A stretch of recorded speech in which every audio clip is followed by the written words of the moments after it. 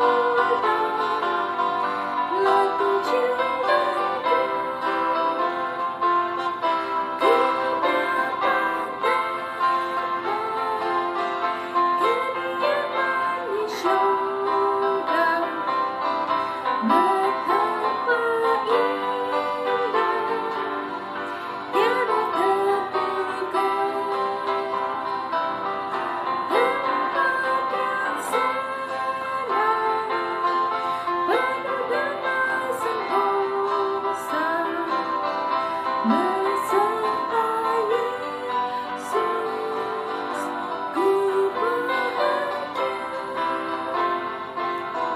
Jangan mengira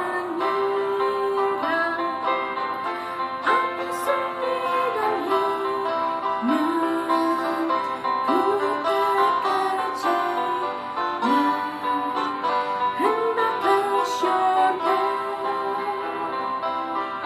Ku selalu rindu jalinan reuninya. Ku mau istana juga mahkota. Ku dapat dapat kediaman di syurga. Betapa indah, tiada terduga. Tempat yang sana penuh damai sentosa beserta Yesus ku bahagia.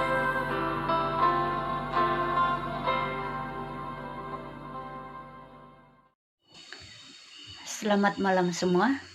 Mari kita bersatu dalam doa.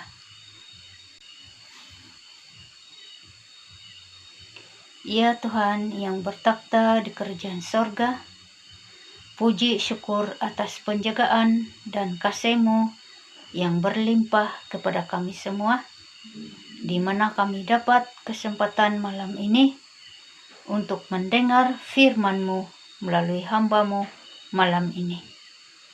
Puji dan syukur sekali lagi, sebab Engkaulah Tuhan kami yang hidup dan yang berkuasa atas segala ciptaan-Mu.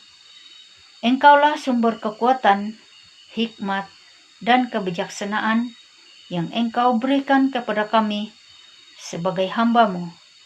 Terima kasih atas kuasa-Mu melalui Roh Kudus, memimpin dan menjaga setiap hamba-Mu dan alat-alat yang kami gunakan untuk menyiarkan firman-Mu di alam maya ini. Terima kasih sekali lagi Engkau mengampuni dosa dan kesalahan kami melalui perbuatan, pikiran, percakapan, dan tindakan yang tidak kami sadar, supaya berkat dan Roh Kudus sentiasa datang kepada kami, dan kami dapat membuka pintu hati kami untuk-Mu tinggal dalam kehidupan kami setiap saat. Terima kasih sekali lagi ya Bapak, sebab doa kami ini kami serahkan kepadamu. Kami percaya Bapak akan menjawab dan melengkapi sesuai dengan kehendak-Mu.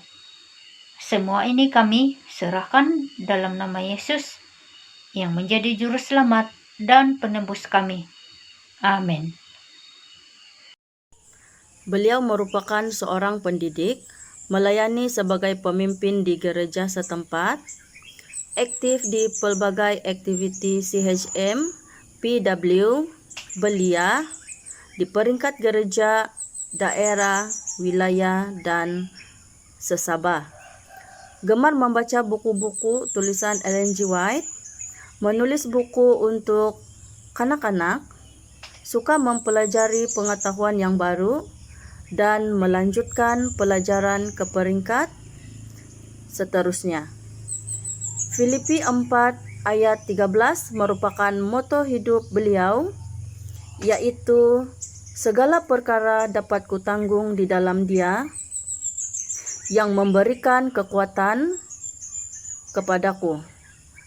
Sebaik sahaja lagu tema selesai dinyanyikan, Elder Suzy Noyes dari Gereja CSS Puncak Kituho akan melayani kita di dalam santapan firman Tuhan. Selamat belajar.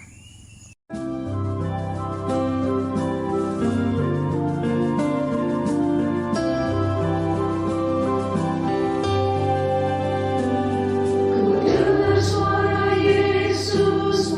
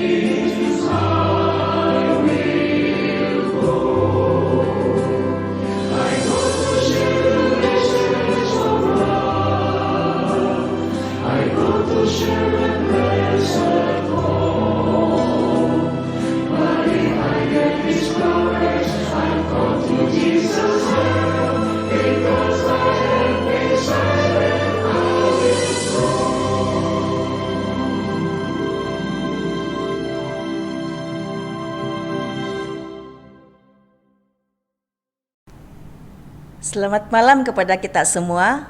Kita merasa diberkati karena dengan kuasa kasih Yesus Kristus Tuhan kita dapat bertemu semula di acara kebaktian kebangunan rohani malam yang ke-10. Untuk malam ini kita akan teruskan dengan pembelajaran doktrin yang ke-24, yaitu pelayanan Kristus di dalam bait suci di sorga. Pelayanan Kristus di bait suci sorga. Ada sebuah bait suci di sorga, tempat ibadah sejati yang didirikan oleh Allah bukan oleh manusia. Di dalamnya Kristus melayani untuk kepentingan kita, agar orang-orang percaya mendapatkan faedah dari korban penebusannya yang dipersembahkan sekali untuk semua disalib. Ia dilantik sebagai imam besar kita yang agung dan memulaikan pelayanan pengantaraannya pada saat ia naik ke sorga. Pada tahun 1844, pada akhir period nubuatan 2300 hari, ia memasuki fasa kedua dan terakhir dari pelayanan penebusannya. Itu adalah pekerjaan penyelidikan penghakiman yang merupakan bagian dari keputusan akhir bagi semua dosa, ditandai dengan penyucian bait suci orang Ibrani dahulu kala pada hari Grafirat. Dalam pelayanan khusus tersebut, bait suci disucikan oleh darah korban yang sempurna, yaitu Yesus. Penyelidikan penghakiman menyatakan kepada makhluk-makhluk surgawi siapa di antara orang-orang mati yang telah mati di dalam Kristus, dan oleh sebab itu di dalam Dia mereka dianggap layak untuk mengambil bahagian dalam kebangkitan pertama. Itu juga menunjukkan dengan jelas siapa di antara orang-orang hidup yang tinggal di dalam Kristus memelihara hukum-hukum Allah dan iman akan Yesus, dan oleh sebab itu di dalam Dia mereka siap untuk diubahkan dan masuk ke dalam kerajaan-Nya yang kekal. Penghakiman ini membuktikan benarnya keadilan Allah dalam menyelamatkan orang-orang yang percaya kepada Yesus. Itu juga menyatakan bahwa orang-orang yang tetap setia kepada Allah akan menerima kerajaan itu.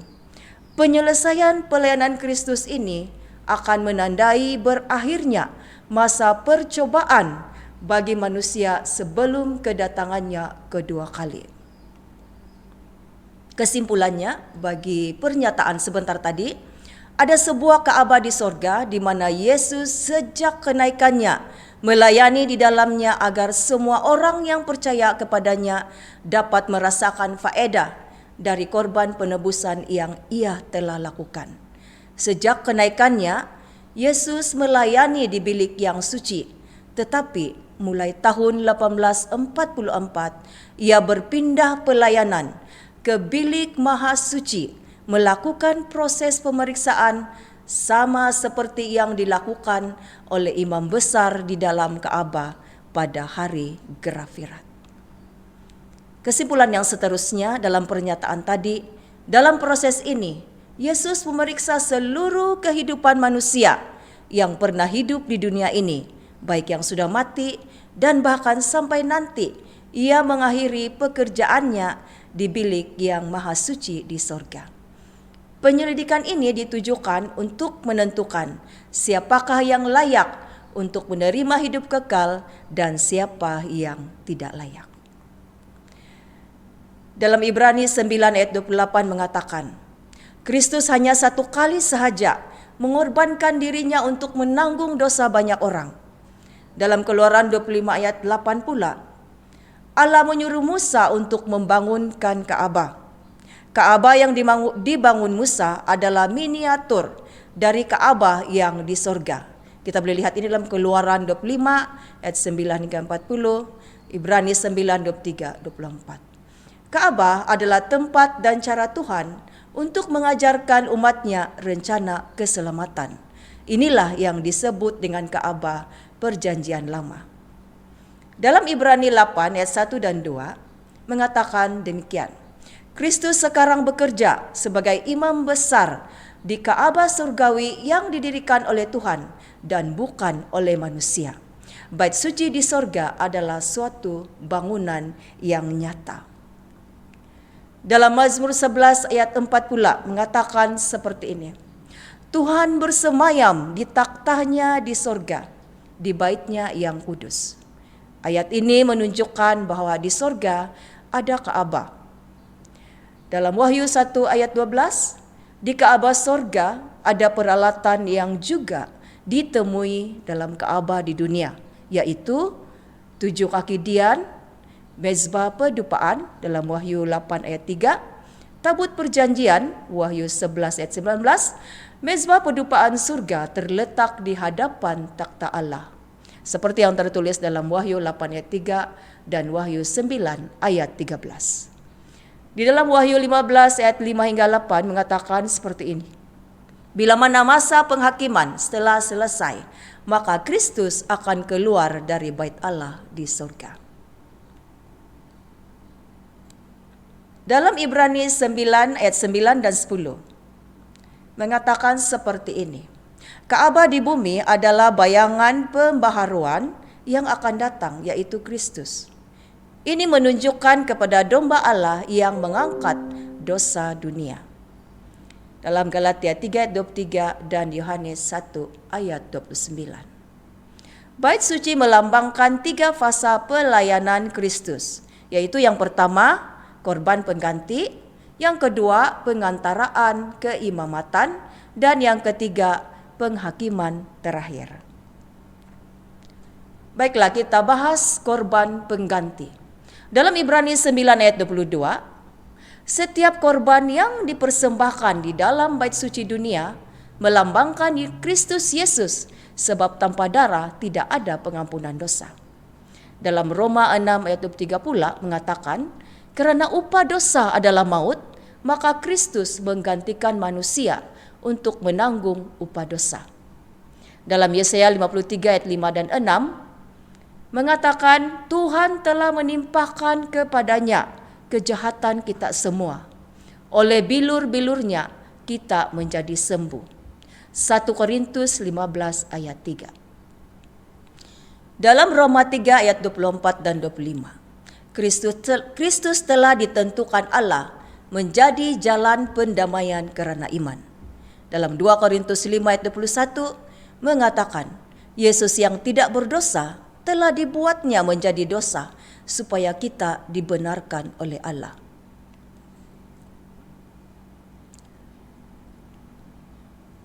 Seterusnya kita melihat kepada upacara di dalam Ka'bah itu, yaitu Ka'bah di Perjanjian Lama.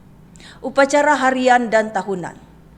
Pelayanan Kristus sebagai imam besar kita dilambangkan pada upacara harian di Ka'bah di dunia ini, yaitu korban pagi dan petang, korban sabat, korban bakaran, penebus salah, korban sajian, korban keselamatan, korban penghapus dosa. Kita boleh lihat ini di dalam Imamat pasal 1 ayat 1 hingga 7, 21, Bilangan 28 ayat 1 hingga 15. Ini terjadi di bilik yang suci.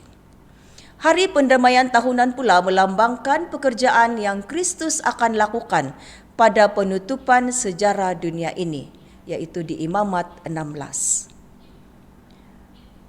Ini merupakan lakaran atau gambaran Ka'bah di Perjanjian Lama.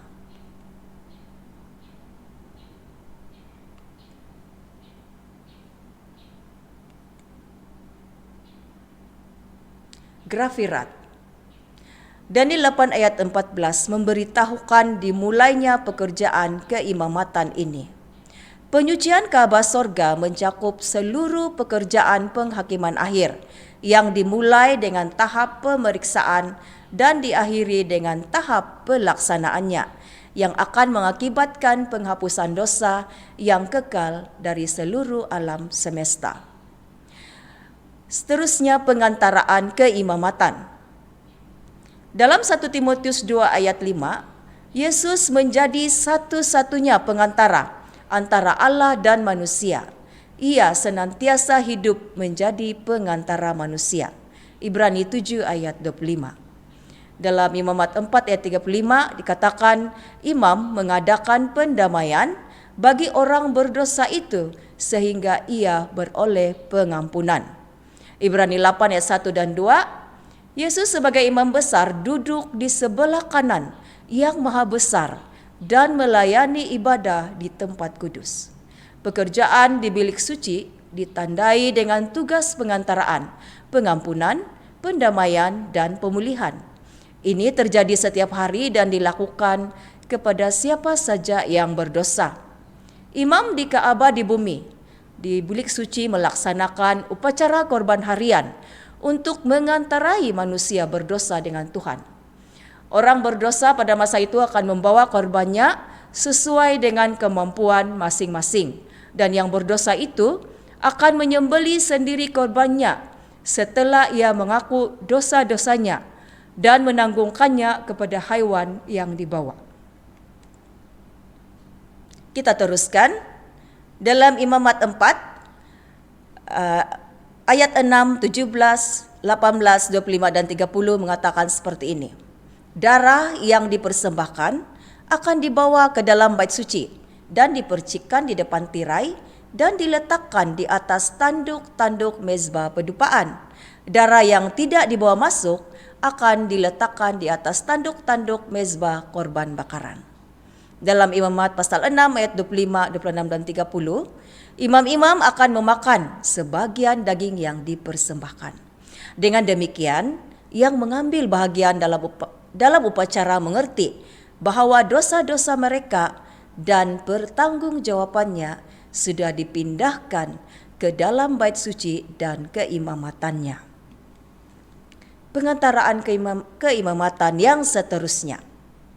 Ibrani 7 ayat 25. Pelayanan keimamatan Kristus menyediakan keampunan bagi orang berdosa dan mengadakan rekonsiliasi dengan Tuhan. Dalam Efesus 4 ayat 32, Allah di dalam Kristus telah mengampuni manusia. Manusia yang bertaubat diampuni Allah dosa-dosanya, memberikan kepadanya tabiat yang benar dan penurutan anaknya, dan mencatat namanya di dalam buku kehidupan sebagai salah satu dari anak-anaknya. Satu janji yang sungguh indah. Dalam penghakiman terakhir bagi pelayanan dalam bait suci di sorga, peristiwa pada hari pendamaian atau grafirat yang telah kita bincangkan sedikit sebentar tadi menggambarkan 3 fasa penghakiman Allah yang terakhir. Yang pertama, penghakiman pra-milenium atau penghakiman pemeriksaan atau penghakiman pra-advent, yaitu sebelum 1000 tahun. Yang kedua, penghakiman milenium, dan yang ketiga, penghakiman pelaksanaan, yaitu setelah milenium. Dalam Imamat 16 ayat 3, 8 hingga 10 dan 21, imam besar akan membawa seekor lembu jantan, domba jantan, dan 2 ekor kambing jantan, 1 bagi Tuhan dan 1 bagi Azazel atau setan. Kambing yang untuk Tuhan akan disembelih dan diolah sebagai korban penghapus dosa. Manakala kambing untuk Azazel akan dilepaskan ke padang gurun setelah semua dosa-dosa Israel ditanggungkan kepadanya oleh imam besar. Kambing Azazel melambangkan setan yang akan menanggung semua dosa kejahatan manusia. Pelayanan di bilik yang maha suci ini diadakan sekali setahun dan dilakukan oleh imam besar. Dosa-dosa Israel yang telah ditanggungkan ke dalam Ka'bah selama setahun akan dibersihkan semua pada hari pendamaian tersebut. Darah kambing yang untuk Tuhan melambangkan darah Kristus yang dibawa ke bilik yang maha suci. Dalam Imamat 16 ayat 20 hingga 23, 30 hingga 33. Darah korban dibawa ke tutup pendamaian, kemudian ke mezbah pembakaran ukupan, dan mezbah korban bakaran, tempat di mana setiap hari darah korban harian dipercikkan, yang adalah melambangkan dosa-dosa yang diakui. Sesudah itu imam besar mengadakan suatu pendamaian untuk bait suci. sebagaimana juga dengan umat, dan menyucikan kedua-duanya. Dosa-dosa Israel yang ditanggungkan kepada imam besar akan dipindahkan ke kambing Azazel. Di sini gambaran tentang dosa dimusnahkan dinyatakan. Setan yang menyebabkan dosa masuk ke dalam dunia akan dihalau keluar dari perkemahan umat Allah untuk mati di padang gurun. Beberapa fasa penghakiman, kita teruskan dengan pembahasan mengenai ini.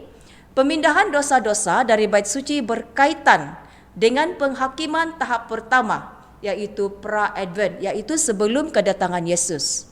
Fokusnya adalah pada nama-nama yang tertulis dalam kitab kehidupan, seperti halnya pada hari pendamaian, berfokus kepada pemindahan dosa-dosa yang diakui oleh orang-orang yang bertaubat.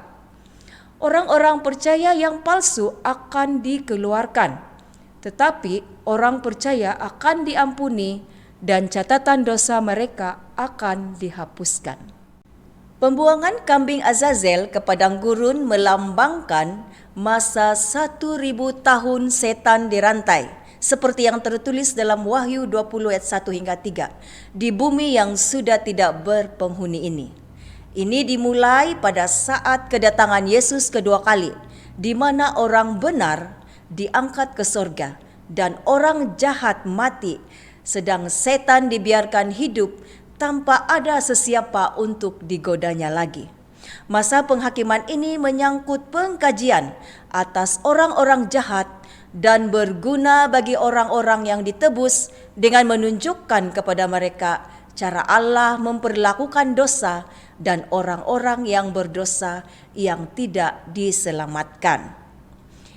Kemah yang bersih dari dosa melambangkan fasa ketiga, yaitu fasa pelaksanaan penghakiman, ketika api neraka akan membinasakan orang-orang jahat dan setan serta malaikat-malaikatnya, dan bumi dibersihkan dari unsur-unsur dosa. Dalam Wahyu 20 ayat 11 hingga 15, Matius 25 ayat 31 hingga 36, dan 2 Petrus 3 ayat 7 hingga 13. Penabisan bait suci surgawi. Seterusnya kita akan melihat beberapa nubuatan di dalam buku Daniel. Nubuatan 70 minggu dalam Daniel 9 ayat 25 menunjukkan kepada perlantikan Kristus dalam pelayanan keimamatan di dalam bait suci sorga. Salah satu dari kejadian akhir yang bakal terjadi dalam kurun waktu 490 tahun ialah pelantikan yang maha suci atau mengurapi yang kudus dari segala yang kudus, seperti yang tertulis dalam Daniel pasal 9 ayat 24.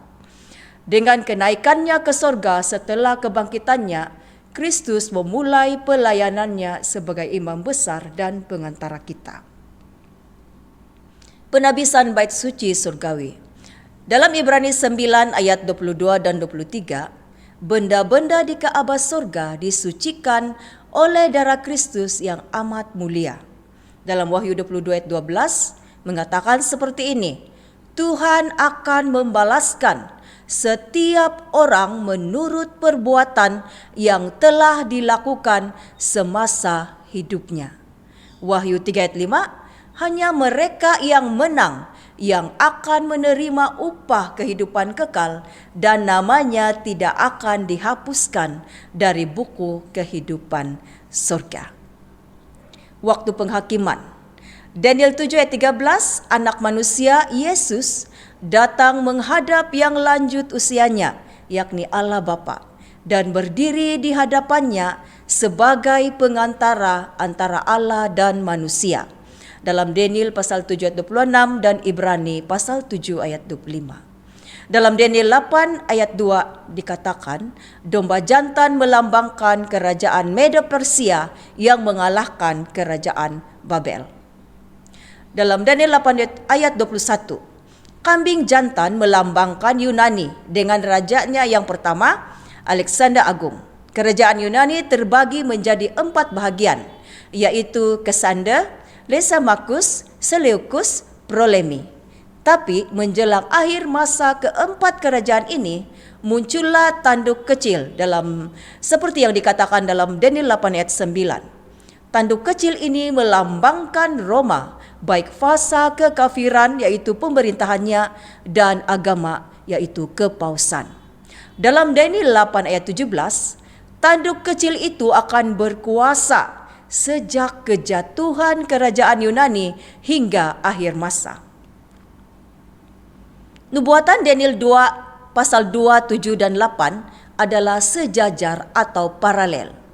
Keempat logam dari patung Daniel 2 dan keempat binatang dalam Daniel 7 mewakili kerajaan dunia yang sama. Secara berurutan, Babel, Medo-Persia, Yunani, Roma. Sedang kedua jari kaki yang terbuat dari besi bercampur tanah liat serta ke-10 tanduk dari binatang keempat menggambarkan pecahnya kerajaan Roma menjadi 10 kerajaan dan akan tetap sampai kedatangan Yesus yang kedua kali. Dalam Daniel 8 ayat 4, 8 dan 9, tanduk kecil menjadi sangat besar. Hanya kerajaan Roma yang sesuai dengan rincian tersebut. Kerajaan Roma meluas ke selatan di Mesir, timur Makedonia dan Asia Kecil, dan tanah permai yaitu Palestina, seperti yang terdapat dalam Daniel 8 ayat 9. Di dalam Daniel 8 ayat 11 dan 25, kerajaan Roma muncul menentang panglima bala tentera yang tidak lain adalah Yesus. Roma kekafiran melawan Yesus dan menghancurkan bait suci di Yerusalem. Roma kepausan menghancurkan gereja yang benar, menyeksa umat-umat yang setia kepada hukum Tuhan. Roma kepausan juga mengaburkan keimamatan Kristus sebagai pengantara antara orang-orang berdosa dan Allah. Dalam Daniel 8 ayat 12, kebenaran dihempaskannya ke bumi dan apapun yang dibuatnya berhasil. Daniel 8 ayat 17, peranan Kristus sebagai imam besar kita akan menonjol pada akhir masa. Allah tidak akan membiarkan kebenaran pelayanan imam besar Kristus berlangsung tanpa kejelasan ataupun penjelasan. Dalam Daniel 8 ayat 14 mengatakan seperti ini. Sampai lewat 2300 petang dan pagi, lalu tempat kudus itu akan dipulihkan secara wajar. Kerana hayal ini menyangkut masa akhir, tentulah bait suci yang dimaksudkan bukanlah bait suci di bumi ini, kerana bait suci di bumi telah dihancurkan pada tahun 70 Masehi. Maka nubuatan itu pastilah menunjuk kepada bait suci yang di sorga.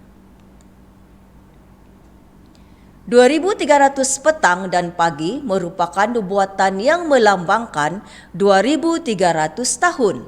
Di dalam Alkitab, petang dan pagi dihitung 1 hari. 1 hari nubuatan melambangkan 1 tahun.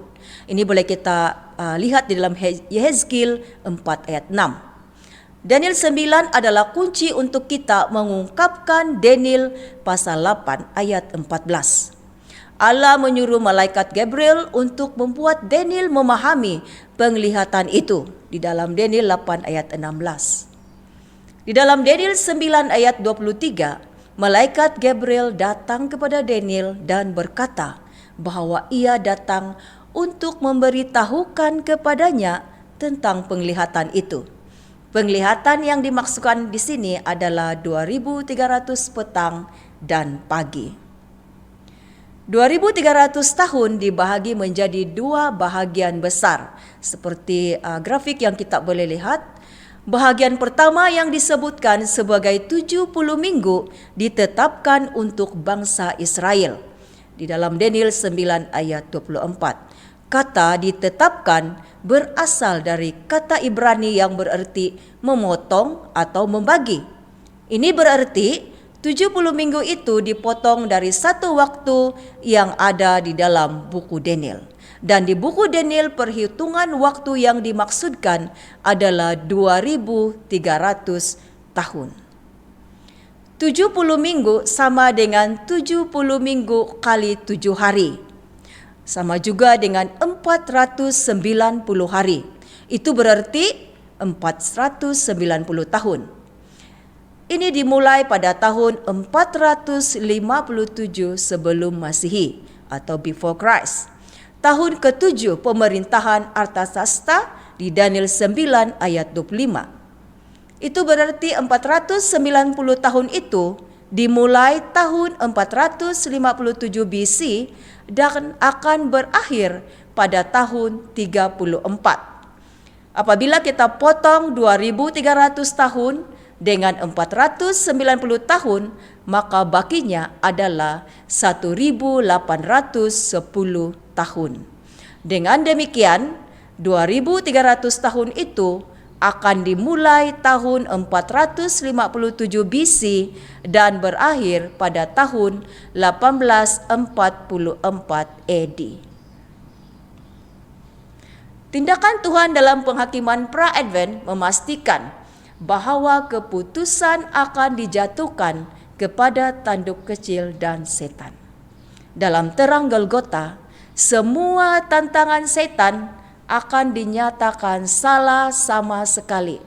Semua orang akan sepakat bahwa Allah itu benar dan kasih, dan bahwa Ia tidak bertanggung jawab terhadap masalah dosa.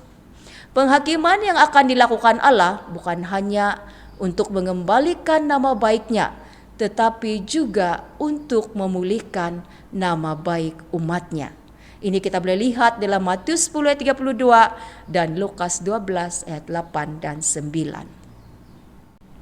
Makna dalam pertentangan besar itu. Dalam Roma 8 ayat 34 mengatakan seperti ini. Kristus adalah pengantara antara Allah dan manusia. Manusia yang telah menerima Yesus tidak perlu takut menghadapi masa penghakiman oleh karena mereka memiliki Kristus sebagai pembela. 1 Yohanes 2 ayat 1.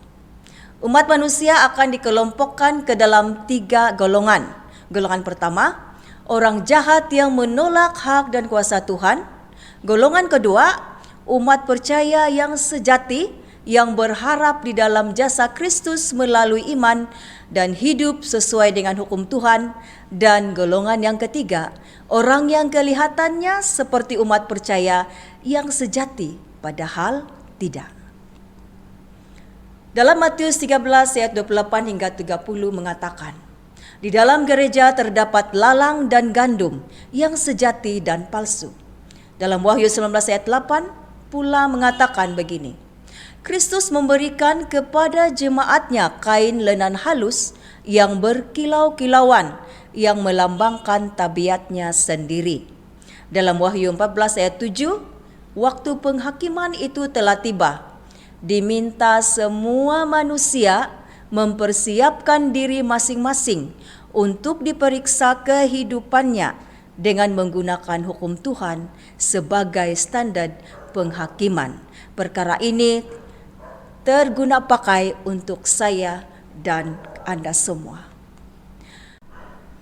Dalam Markus 13 ayat 33, kita tidak tahu bila masing-masing kita akan menghadapi proses penghakiman tersebut dan bilakah Yesus akan datang kembali. Ibrani 4 ayat 14 hingga 16. Marilah kita dengan berani menghampiri takhta kasih karunia melalui pengorbanan Yesus. Kesimpulan bagi pelajaran kita, pelayanan yang ada di Bait Suci di bumi yang dibangun Musa adalah merupakan gambaran akan pelayanan yang dilakukan Yesus sebagai imam besar di Ka'bah surgawi. Sejak Yesus naik ke surga setelah kebangkitannya, Ia menjalankan tugasnya sebagai imam untuk mengantarai manusia di bilik yang maha suci di surga. Sejak akhir nubuatan 2300 petang dan pagi, tahun 1844, Kristus berpindah dari bilik yang suci ke bilik yang maha suci di sorga untuk menjadi imam besar kita, mengantarai Allah dan manusia dan melakukan proses penghakiman. Bagi mereka yang menerima Yesus sebagai juru selamat, penghakiman bukanlah sesuatu yang menakutkan.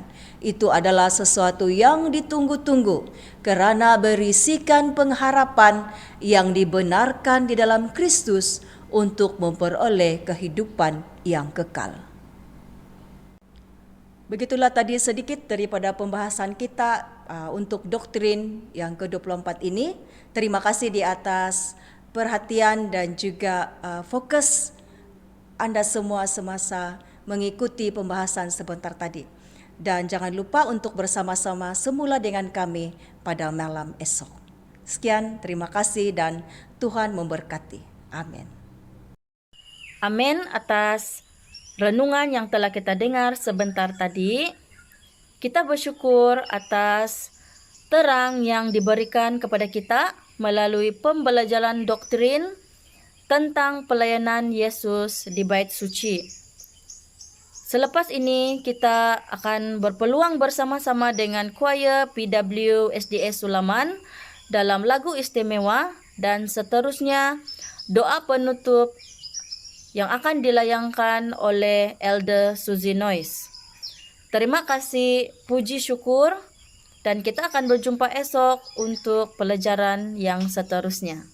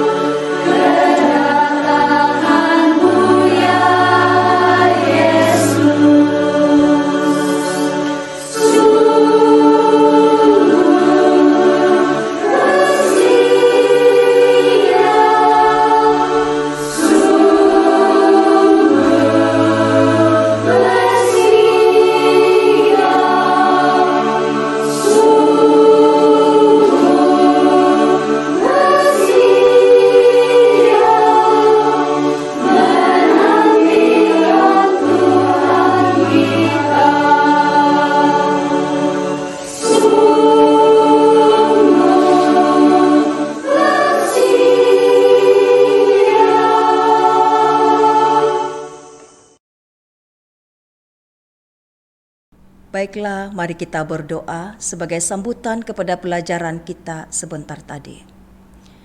Ya Tuhan Bapa kami yang berada di dalam kerajaan surga. Pada malam ini Tuhan, kami sangat bersyukur atas kasih karunia Tuhan yang mengumpulkan kami walaupun bukan secara bersemuka, walaupun hanya melalui YouTube ataupun online. Ya Tuhan, kami mengucap syukur di atas masa dan waktu ini. Sebentar tadi kami telah coba untuk mempelajari pelayanan Yesus di bait suci di sorga. Dan kami juga telah belajar tentang apa yang sedang Dia lakukan di sana. Dan bantulah kami Tuhan agar kami dapat bersedia, karena kami tidak tahu bilakah Yesus akan datang kembali ke dunia. Dan sementara menantikan Dia Tuhan, kami tahu bahwa proses penghakiman sedang berlangsung di kerajaan surga. Bantulah kami, berikan kami kekuatan untuk terus bergantung harap kepada Tuhan, bukan dengan kekuatan kami sendiri, tetapi kekuatan dari Tuhan Yesus yang menjadi pembela kami di bilik maha suci pada ketika ini. Ya Tuhan, kami mohon agar Tuhan terus beserta dengan kami, terus menyertai para pembicara yang akan berbicara pada esok malamnya, dan terlebih kepada semua yang mengikuti rancangan ini. Biarlah Roh Kudus Tuhan menjamah hati tiap-tiap satu yang mendengar, agar Roh Kudus itu dapat berbisik dan memanggil, agar kami dapat bersedia untuk kedatangan Yesus yang tidak lama lagi. Sertai kami dalam rehat kami pada malam ini, dan jauhkan kami dari segala bahaya dan kuasa-kuasa kegelapan. Ampuni jika ada sesuatu yang tidak sesuai dengan keinginan atau rencana Tuhan di dalam pelajaran yang telah kami bahaskan sebentar tadi. Dan Engkau berkati pelajaran itu, agar itulah yang akan kami bawa setiap hari di dalam kehidupan kami. Terima kasih Tuhan, Engkau telah mendengar dan menjawab. Di dalam nama Yesus kami berdoa. Amin.